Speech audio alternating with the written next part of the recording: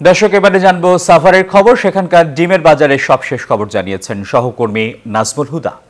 এই মুহূর্তে আমি রয়েছি সাভারের পাইকারি যে ডিমের আড়তে, এবং ডিমের বাজার কিন্তু অস্থিরতা কোনো মতেই আসলে কমছে না এবং হুহুর করে কিন্তু ডিমের দাম বাড়ছে। এবং যারা ব্যবসায়ী তারা আসলে দোষারোপ করছে বন্যা এবং বৃষ্টির কারণ দেখেছে, এবং আরেকটা কারণ হচ্ছে খাদ্যর দাম বেশি দেখানো হচ্ছে। এবং আমি যে বাজারে এসেছি, এবং এই বাজারে কিন্তু যে লাগামহীন হয়ে উঠেছে নিত্য প্রয়োজনীয় যে ডিমের বাজার, এবং এই অস্থিরতার কারণে কিন্তু সাধারণ যারা ভোক্তা তারা আসলে অভিযোগ করছে যে ডিমের বাজারে কিন্তু দাম বেড়েছে। আপনার সাথে একটু কথা বলি যে এই যে ডিম আপনারা কিনছেন, ডিম তো একটা ডিম প্রায় 14.5-15 টাকা পার পিস ডিম, তো সাধারণ মানুষ আসলে কী খাবে?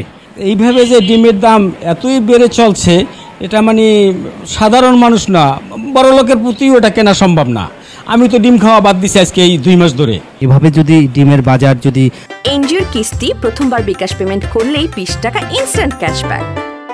কারসাজি করে সিন্ডিকেটের মাধ্যমে আসলে ডিমের বাজার চলছে, এবং দেখার যে কেউ নাই সেটা কিন্তু আসলে বলছে। এবং ডিম কিন্তু বাজারে আমরা আড়তগুলোতে দেখতেই পাচ্ছেন যে ক্যামেরার মাধ্যমে প্রচুর ডিম সরবরাহ করা হচ্ছে, এবং তারপরেও বলছে যে ডিমের ঘাটতি এবং ডিম সংকট রয়েছে। এই ছিল আমার কাছে সাভারের ডিমের বাজারের সর্বশেষ খবর।